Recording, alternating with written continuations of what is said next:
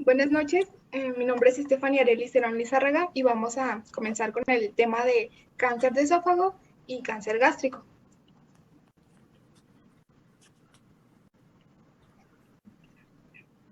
Bueno, el cáncer de esófago, este es un tumor de comportamiento agresivo que suele diagnosticarse en etapas avanzadas, ya que como hay ausencia de serosa en el esófago, pues permite que haya una rápida propagación a las estructuras que están vecinas del mediastino, y una extensa red linfática que también posee el esófago, perdón, va a facilitar la diseminación tumoral, incluso en los estadios que son precoces. En cuanto a la epidemiología, tenemos que se sitúa entre los 10 cánceres más frecuentes en el mundo y la incidencia de este va a variar muy notablemente, pero hay una como zona geográfica que va a tener la mayor incidencia, que va desde el sur del mar Caspio al oeste hasta el norte de China y va a abarcar Irán, Asia Central, Afganistán, Siberia, Mongolia, y hay otros focos que pues están dispares, como Finlandia, Islandia, Curazao, África en el sureste, también Francia. Y en América del Norte y en Europa Occidental, pues tenemos que va a ser más común en la raza negra. En relación al sexo, pues podemos decir que en México la frecuencia es mayor en hombres que en las mujeres. Esto en una relación de aproximadamente 3:1, pero va a variar dependiendo del tipo de cáncer que este sea. Lo mismo va a suceder en Estados Unidos y en Europa, pero tenemos que en Irán y en África del Sur, pues va a ser mayor en las mujeres que en los hombres. Bueno, a pesar de que existen muchos avances en cuanto al diagnóstico del tratamiento, el pronóstico aquí es malo y la supervivencia a 5 años es de menos al 20%. También tenemos que el 90% de estos cánceres son carcinomas epidermoides o adenocarcinomas, y que la edad habitual de presentación es entre los 55 y los 70 años. Algunos libros mencionaban que desde los 50. Bueno, aquí es información del Instituto Nacional de Cáncer que dice que la supervivencia relativa a 5 años es de 19.9% de 2011 a 2017, y aquí estima los nuevos casos y las muertes. Empezando por el carcinoma de células escamosas, o también llamado epidermoide. Este tiene una relación hombre-mujer de 3:1, y bueno, este se origina en el epitelio pavimentoso estratificado que reviste al esófago, y este tiende a crecer, ya sea en una forma polipoide o va a invadir a la pared esofágica, pues en una forma circunferencial con infiltración gradual de las capas, que se conoce como infiltrativa. También la superficie tumoral va a ser generalmente estenosante y puede sufrir cambios como lo son la necrosis y la ulceración. Bueno, por su contigüidad con la tráquea y con el pulmón, con el bronquio izquierdo, perdón, es frecuente que haya invasión a estos. Y de las vías de diseminación tenemos que las principales son la linfática y la hematógena. De la metástasis se va a dar sobre todo en los pulmones y en el hígado. Y en cuanto a la localización, pues este va a predominar en los 2/3 superiores, del esófago, pero va a predominar más el tercio medio. Comenzando con los factores de riesgo, tenemos que el alcohol y el tabaco están relacionados cuando hay un consumo excesivo de estos, y va a aumentar conforme la cantidad sea mayor. De la dieta y la nutrición, es más frecuente en aquellas personas que tienen una dieta que es deficiente en vitaminas y minerales como el molibdeno, el zinc, la vitamina A. Y bueno, también tenemos que las nitrosaminas, que estos son productos con un potencial carcinógeno, pues pueden encontrarse en la dieta debido a la elección de los alimentos, como son los alimentos fritos, las carnes, la cerveza también se mencionaba, o también puede ser por los métodos de preparación o conservación de los alimentos.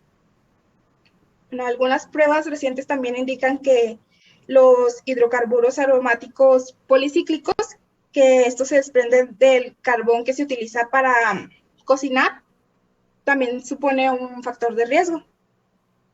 Otro sería que se ha asociado el daño de la mucosa que es causado por agresiones físicas como la exposición a largo plazo al té o al café caliente o en general a bebidas que estén muy calientes. También la ingestión de lejía y la acalasia crónica, que pues, se ha publicado que desde que se diagnostica la acalasia, transcurre como un periodo de 20 años hasta que se desarrolla el cáncer epidermoide. Bueno, también existe un síndrome que combina las membranas esofágicas y la anemia ferropénica con otras lesiones epiteliales que son distintas, que este se conoce como síndrome de Plumber-Vinson. Y se ha encontrado que estos pacientes, que aunque este síndrome es infrecuente, estos pacientes van a tener un mayor riesgo de padecer carcinoma epidermoide. También está la tilosis, que este es un trastorno también poco frecuente, que este se caracteriza por una hiperkeratosis en las manos y en los pies, que se asocia también con una mayor incidencia del carcinoma epidermoide. Se ha relacionado también la displasia y el carcinoma epidermoide de esófago con el virus del papiloma humano. Y bueno, se ha comprobado que este virus lo que hace es que afecta a las células epiteliales escamosas, va a inducir su replicación y la síntesis de proteínas oncogénicas que pues, van a dar lugar a estos. Esto mismo se ha observado con el virus de Epstein-Barr. Y otro factor de riesgo importante pues, son los antecedentes familiares, que es un riesgo pues, constante. Luego tenemos el adenocarcinoma, que la relación hombre-mujer es de 7-1. Vemos que aquí es más en los hombres. Y es más frecuente en el tercio inferior y en la unión gastroesofágica. Bueno, aquí la relación con el esófago de Barrett, en el cual el epitelio pavimentoso estratificado que revista el esófago, pues se va a ver reemplazado por mucosa glandular cilíndrica. Esta mucosa de tipo intestinal va a desarrollar metaplasia y displasia en muchos casos, y esta nos va a dar una alta posibilidad de transformarse en adenocarcinoma. Esto se ha observado con mayor frecuencia en la población blanca, sobre todo si los pacientes son de edad avanzada y tienen obesidad. Bueno, de los factores de riesgo para este cáncer, como mencionaba, el sexo masculino. Y bueno, a diferencia del que les mencionaba anteriormente, del carcinoma epidermoide, bueno, aquí no se considera como un factor de riesgo al alcohol. Y en cuanto al tabaquismo, hay como controversia. Unos dicen que sí, otros que no. Luego tenemos el reflujo gastroesofágico, que como respuesta a pues el epitelio escamoso normal del esófago puede ser sustituido por epitelio cilíndrico especializado de tipo intestinal. Entonces, la presencia pues, del reflujo crónico pues va a predisponer al desarrollo de esófago de Barrett, y ya con esto que les mencionaba de que tiene una alta posibilidad de convertirse en adenocarcinoma. Y bueno, tenemos el Helicobacter pylori, que en lugar de mencionarse como un factor de riesgo, se hace como un factor protector, pero aumenta el riesgo del carcinoma de células escamosas, o también llamado epidermoide, además del cáncer gástrico que vamos a ver más adelante. De las manifestaciones clínicas, tenemos que generalmente no nos va a dar en las primeras etapas de su evolución, pero después viene la disfagia progresiva, que va a ser el síntoma predominante y que ocurre inicialmente con los alimentos sólidos y generalmente va a ir, bueno, gradualmente va a ir hacia los semisólidos y hasta los líquidos. Y aunque pues este se presenta en el 90% de los casos, generalmente no se va a manifestar hasta que la luz del esófago se reduzca en más del 50% de su diámetro. Y para esta etapa generalmente ya el cáncer está muy avanzado y el tumor es irresecable. Encontramos aquí que comúnmente se conserva el apetito y los pacientes nos suelen decir que tienen deseo por consumir alimentos, pero se frustran por la disfagia. La disfagia también se va a asociar al dolor al tragar, que es la odinofagia. Y bueno, generalmente el dolor se va a presentar después de la disfagia y puede manifestarse a nivel del esófago cervical y puede ser retroesternal o epigástrico. Y a menudo este se va a describir como ligero y de carácter impreciso, que este puede manifestarse cuando se ingieren líquidos ácidos, picantes o bebidas alcohólicas. Cuando este dolor es intenso, habitualmente es porque ya hay invasión hacia otros tejidos, entonces ya es un carcinoma muy avanzado. Suele ser. Bueno, varios de los pacientes también van a presentar anorexia y pérdida de peso. La pirosis y las regurgitaciones pues son síntomas tardíos. También está la tos o la neumonía recurrente que pueden indicar que hay una aspiración crónica como consecuencia de la obstrucción que se tiene de la luz del esófago, o también puede haber una fístula esófago respiratoria. Bueno, cuando se formen fístulas, este nos va a dar un mal pronóstico, que es aproximadamente la supervivencia de mes y medio a 4 meses, es muy poquito. También puede haber hematemesis debido a ulceración del tumor. Se suelen producir también hemorragias desgarrantes por la formación de una fístula aortoesofágica. Y pues la mayoría de los pacientes presentan ya lesiones avanzadas cuando empiezan a manifestar los síntomas. Esto pues debido a lo que les mencionaba al inicio, de que el esófago tiene una red linfática muy, muy rica y va a carecer de serosa. Entonces, pues esto permite que se disemine rápidamente a los tejidos que están alrededor. Luego tenemos el diagnóstico. Los datos clínicos nos orientan al diagnóstico, pero los primeros síntomas, como la disfagia, se van a presentar en una etapa ya tardía, por lo que es importante vigilar todas las disfagias que se presenten. Del diagnóstico tenemos la esofagoscopía y biopsia, que esta nos permite visualizar directamente el esófago y obtener así pues muestras tisulares para poder confirmar el diagnóstico. Además de que nos permite caracterizar con exactitud la forma, la longitud y la localización del tumor. Normalmente la esofagoscopía con biopsia va a ser la que nos va a dar el diagnóstico. Luego tenemos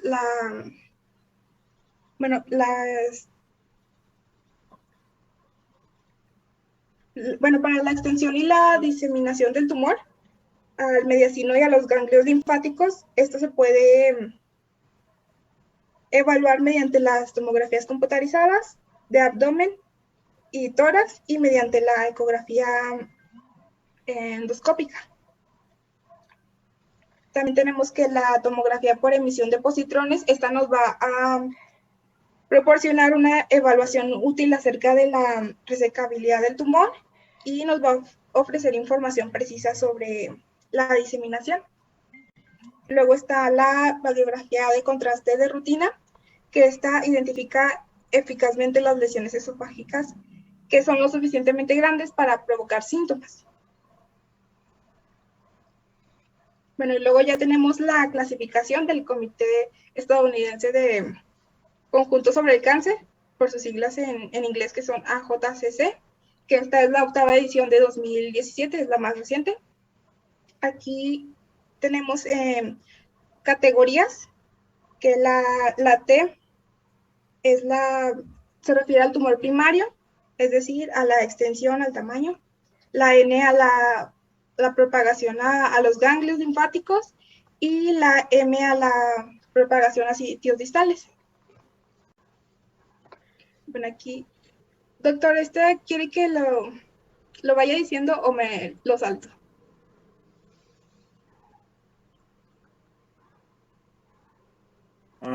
Eso, sáltatelo, doctora. Eso es importante que lo conozcan.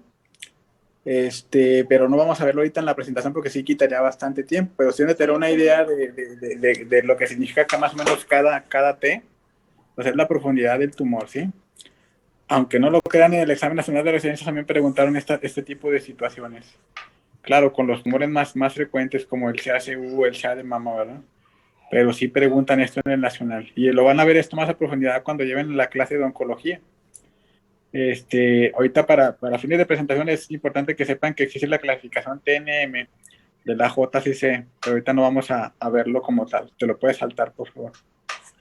Bueno, nada más les voy a explicar que aquí tienen como unas tipos subdivisiones, que es la categoría de clasificación clínica, que es esta, luego la patológica o anatomopatológica, y luego está después del tratamiento neoadyuvante. Bueno, y luego vamos con el tratamiento, que como el pronóstico aquí es malo, la mayoría de los pacientes el tratamiento se va a enfocar más que nada en los síntomas. Pero tenemos de opciones de tratamiento la cirugía, que representa el tratamiento de elección para los tumores precoces, es decir, que son superficiales, y la tasa aquí de supervivencia es a 5 años de 5 a 30%. La tasa de mortalidad operatoria va a ser menor al 10%, y pues como no se conoce como tal un procedimiento quirúrgico óptimo, va a depender de la habilidad del médico. Bueno, en un abordaje se recomienda, por ejemplo, la esofagectomía transdiatal con anastomosis del estómago al esófago cervical. En otro, pues se recomienda la movilización abdominal del estómago y la extirpación transaórtica del esófago con anastomosis al estómago, del estómago al esófago torácico superior o al cervical. Bueno, en cuanto a la quimioterapia, tenemos que cuando se administra junto con la radioterapia, produce un mejor resultado en la supervivencia de los pacientes. Y el uso de estos dos en conjunto, seguida de la resección esofágica, pues parece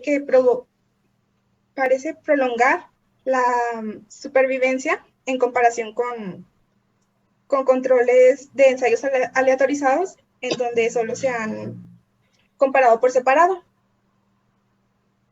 También tenemos los paliativos, que ya es como el último, que incluye la dilatación endoscópica repetida, la colocación quirúrgica de un stent metálico expansivo, también la gastrostomía o yeyunostomía para la hidratación y alimentación del paciente. Esto más que nada es para mejorar la calidad de vida, no para curar el cáncer. Esto sería con la cirugía, pero pues no en todos los pacientes es conveniente. Bueno, aquí en el Instituto Nacional del Cáncer encontré esta tablita que es por estadio el tratamiento, pero no lo vamos a saltar. Ya, comenzando con el cáncer gástrico. Bueno, un tumor gástrico se define como cualquier masa en la pared del estómago, y estos tumores pueden subdividirse en benignos y malignos. El que nos interesa por el momento es el adenocarcinoma. Vamos a ver. La división en benignos y malignos, me falta mencionar, que va a depender del potencial metastásico que tengan. En cuanto a la epidemiología, esta es la segunda neoplasia maligna más mortal en el mundo y la tercera causa de muerte por cáncer en México en las personas mayores de 20 años. En cuanto a la incidencia, esta es más alta en el extremo Oriente. Y tenemos que el país con la mayor incidencia es Japón. Luego le sigue Corea, otros países como Costa Rica, Ecuador, Bielorrusia, Rusia. Y bueno, México se considera como un país que tiene una incidencia intermedia con 10 a 20 casos en cada 100,000 habitantes. Bueno, en la mayoría de los pacientes el diagnóstico se va a realizar entre los 65 y los 74 años, en un promedio en los hombres a los 70 años y en las mujeres a los 74. Y bueno, tenemos que en cuanto a la relación entre hombres y mujeres, en los pacientes jóvenes es casi de 1 a 1 la relación, pero en general es de 2 a 1, siendo mayor en los hombres. También tenemos que en el 39% de los tumores de esófago, estos se van a localizar en el tercio proximal del estómago, en el 17% en el tercio medio, en el 32% en el tercio distal y el 12% va a abarcar todo el estómago. Aquí también tenemos datos del Instituto Nacional de Cáncer, que aquí vemos que la supervivencia relativa a los 5 años es mayor que en el de esófago, que era 19.9, aquí es 32.4. Aquí nos dice los casos estimados para 2021 y las muertes estimadas. Bueno, alrededor del 85% de los cánceres de estómago pues son adenocarcinomas. Un 15% va a ser, incluye los linfomas, los tumores del estroma gastrointestinal y los leiomiosarcomas. Bueno, los adenocarcinomas gástricos se pueden subdividir en dos categorías, que son el difuso y el intestinal. La forma intestinal es la que se caracteriza por la formación de estructuras tubulares de tipo glandular que imitan a las glándulas intestinales. Y este se asocia a factores de riesgo ambientales y a dieta más que el difuso. La forma difusa, en cambio, pues esta es menos diferenciada, carece de estructura glandular y aparece a una edad más temprana, además de que el diagnóstico suele ser menos favorable que la forma intestinal. Bueno, aquí tenemos la vía multifásica propuesta para la patogenia del cáncer de estómago, que, bueno, se considera que el desarrollo de este tipo de cáncer es un proceso que involucra varias fases, donde la mucosa se va a ir transformando en epitelio hiperproliferativo, después en un adenoma precoz, un adenoma tardío y finalmente un carcinoma. Por lo tanto, pues este va a producir una secuencia de cambios que van a ser precancerosos y que la lesión va a iniciar con la inflamación, en el cual el agente causal es el Helicobacter pylori en la mayoría de los casos. Entonces, el proceso inflamatorio nos va a conducir al desarrollo primero de gastritis atrófica, luego esta con pérdida de tejido glandular, después va a seguir la metaplasia intestinal de bajo grado, luego le sigue una de alto grado y finalmente va a llegar al cáncer gástrico. De los factores de riesgo, tenemos que es más frecuente en el sexo masculino, que les mencionaba, es de 2 a 1. La tasa de este cáncer pues, va a incrementar a partir de los 50 años, por lo que la edad también es un factor de riesgo.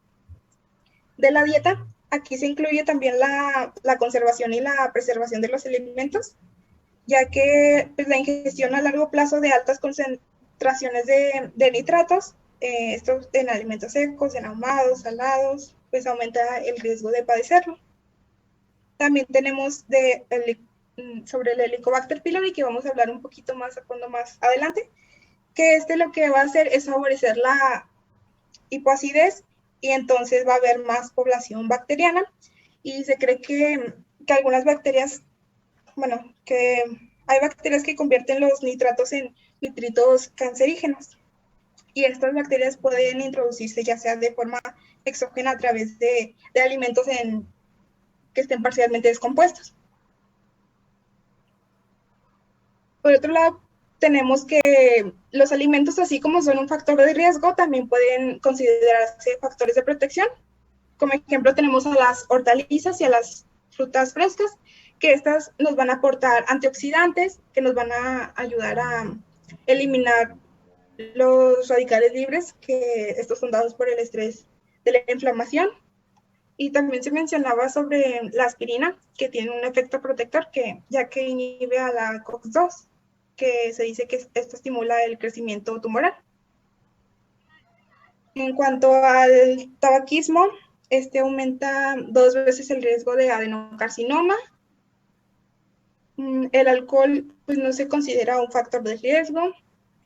El nivel socioeconómico bajo sí se considera un factor de riesgo por el consumo de alimentos parcialmente descompuestos,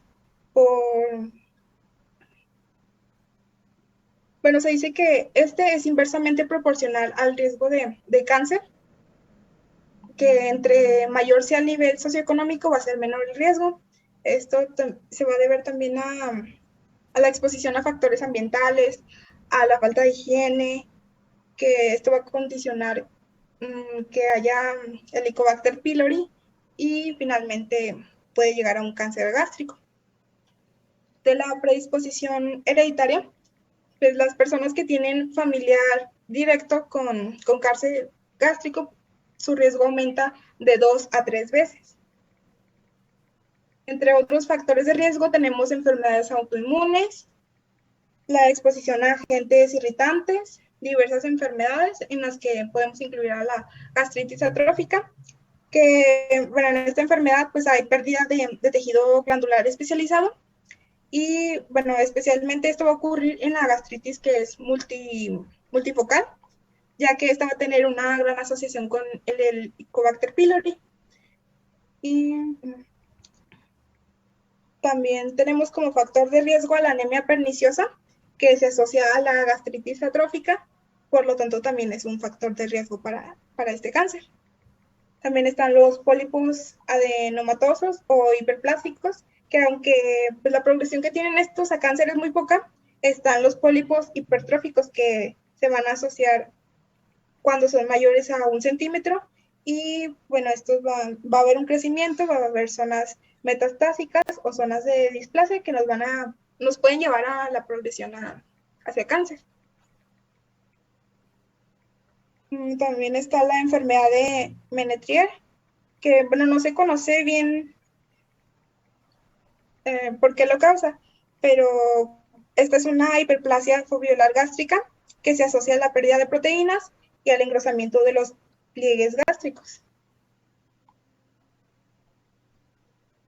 Bueno, aquí tenemos también la gastrectomía previa, que hay estudios que dicen que cuando hay una cirugía gástrica por condiciones benignas, a los 15 años aproximadamente de la cirugía, suele ser un factor de riesgo.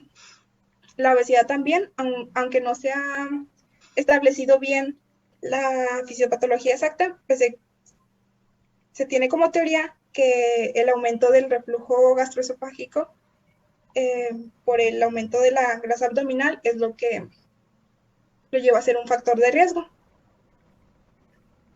Luego tenemos el Helicobacter pylori, que este se considera la principal causa de cáncer de estómago. De hecho, pues la OMS lo considera como un cancerígeno tipo 1. Este puede causar 2 tipos de lesiones. Por un lado, están la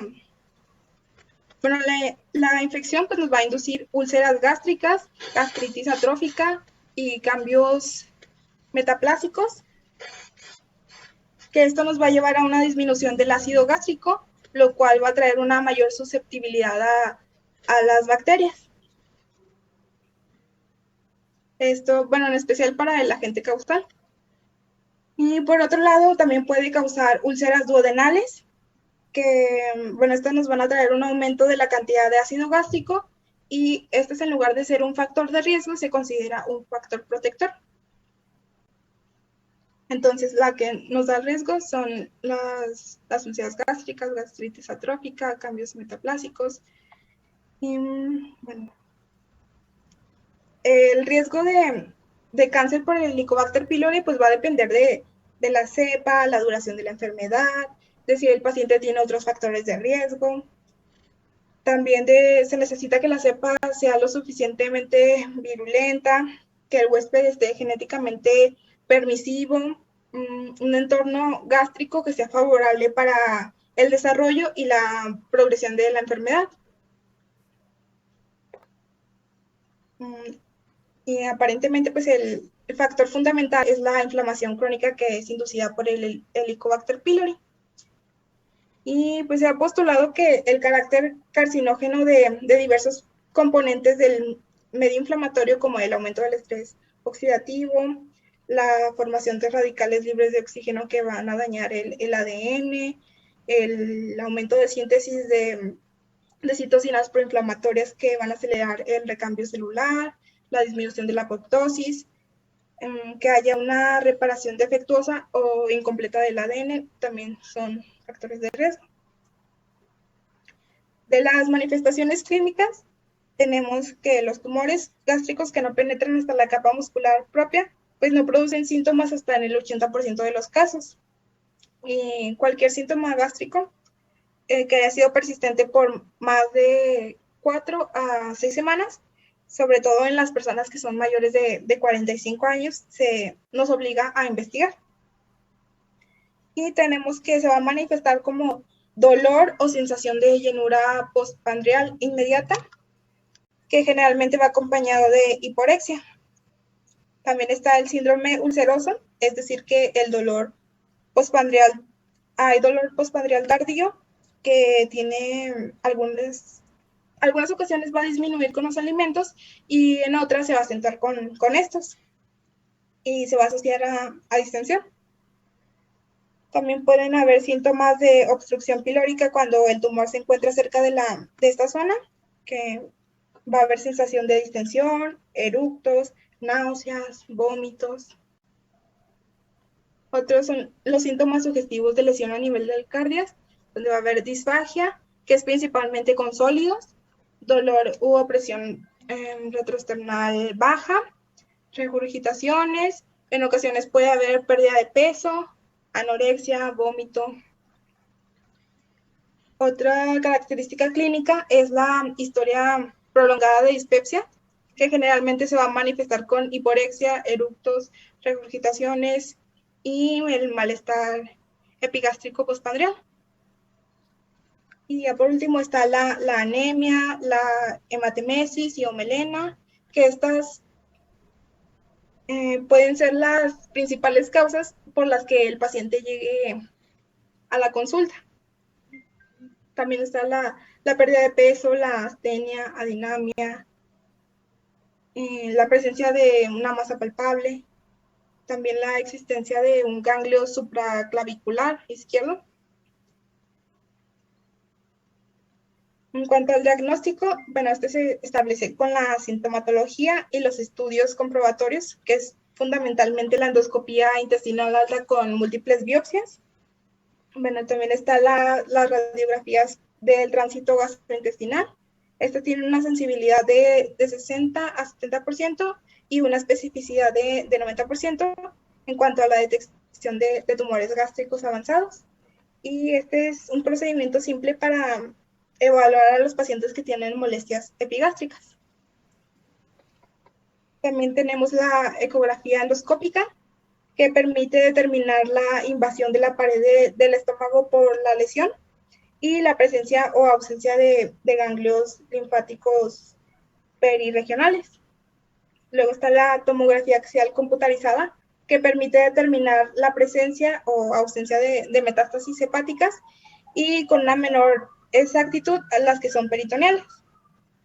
Y por último está la tomografía por emisión de positrones, que esta nos permite determinar la extensión de la lesión y la presencia de metástasis. Bueno, este es un algoritmo sobre la presentación clínica. Cuando hay dispepsia y factores de riesgo, o cuando no hay dispepsia, pero hay síntomas de alarma, lo que hay que hacer es la endoscopia con biopsia. Si no hay malignidad, la vigilancia. Si hay malignidad, entonces hay que estadificar. Aquí tenemos la clasificación también según la AJCC, que nos la vamos a saltar también. Esta sí es diferente a la del cáncer esofágico.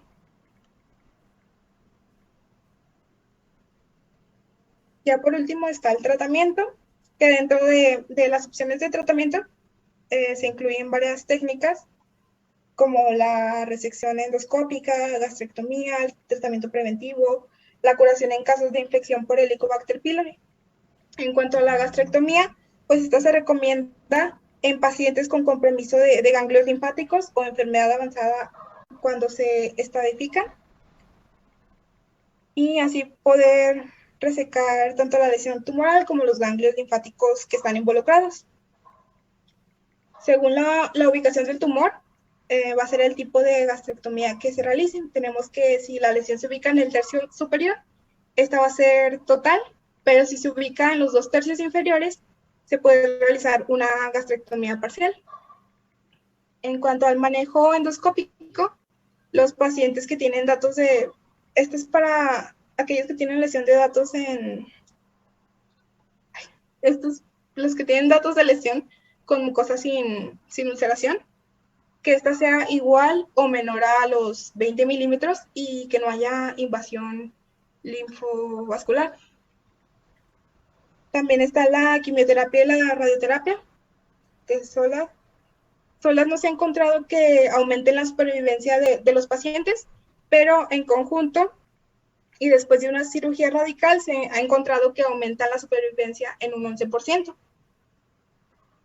Y otra cosa importante pues es el tratamiento contra el Helicobacter pylori, que es el que se considera el principal factor de riesgo. Y ya sería todo por mi parte.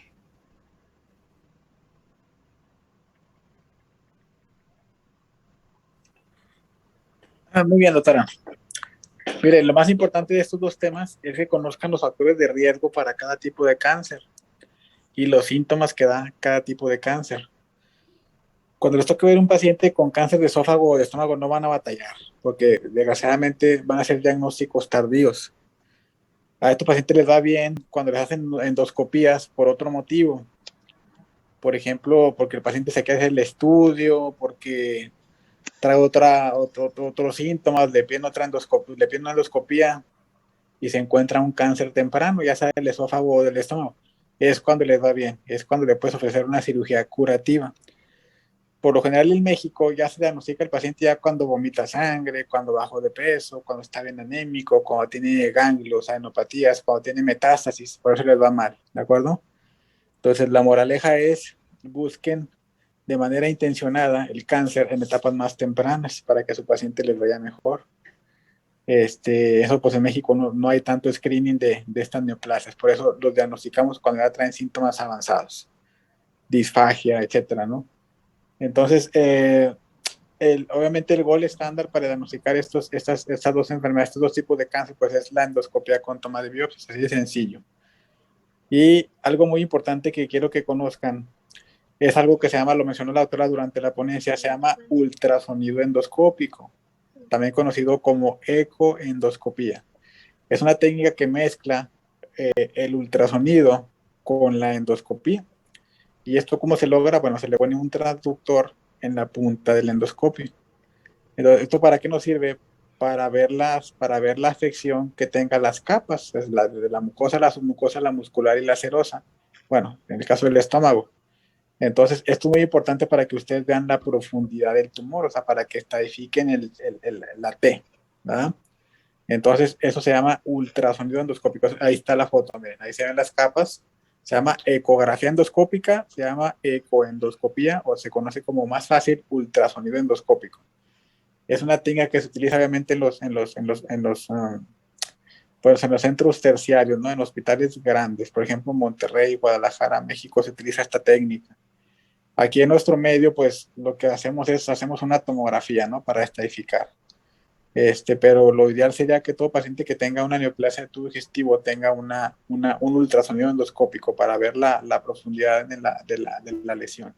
Obviamente saben que el cáncer se origina en la mucosa, pero de ahí se va extendiendo a las capas más profundas, ¿sí? Entonces, esta técnica deben de conocer que existe esto del ultrasonido endoscópico o la ecoendoscopía. ¿Qué otro tip les quiero dar de estas neoplasias? Pues eso es lo más importante. Entonces, obviamente, si el paciente, siempre pregúntale a su paciente primero su edad. Ya en base a eso ahí ustedes saben si tiene riesgo, si es sedentario, si sus hábitos de alimentación, si tiene helicobacter, si el paciente tiene una dieta que le favorece el desarrollo de neoplasia o tiene una dieta que le favorece no desarrollarla, pues todo eso lo van a preguntar al momento de preguntarle, al hacerle la historia clínica. No es tan difícil diagnosticar ese tipo de neoplasias. ¿Qué otra cosa les quiero decir? Básicamente eso sería todo. No se centren tanto en las quimioterapias, eso ya es tratamiento del oncólogo. La cirugía, pues es tratamiento del oncólogo quirúrgico, ¿verdad? A nosotros nos toca enfocarnos en los síntomas de estas neoplasias y en lo que vienen siendo los factores de riesgo, ¿de acuerdo? Y nos vemos la próxima semana. Una disculpa que llegué un poquito tarde porque ahora me tocó ser paciente. Nos vemos la próxima semana con el siguiente. No, la próxima semana ya mejor vamos a tener un examen, porfa, de los temas que hemos visto. Y ya la siguiente semana, ahora sí continuamos con el temario. ¿Sale? Para que se preparen con calma para la siguiente semana.